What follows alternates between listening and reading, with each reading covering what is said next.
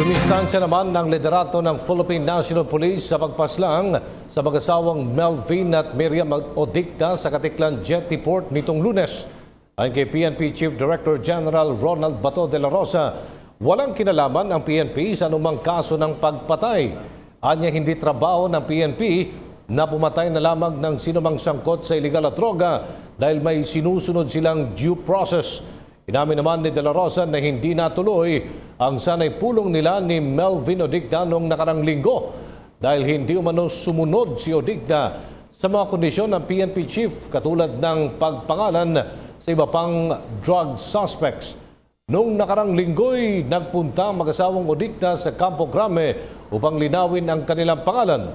Kabilang si Melvin Odicta sa listahan ng mga drug lords ng Philippine Drug Enforcement Agency Region 6.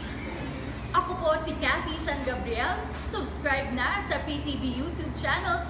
I-click lang po ang subscribe button.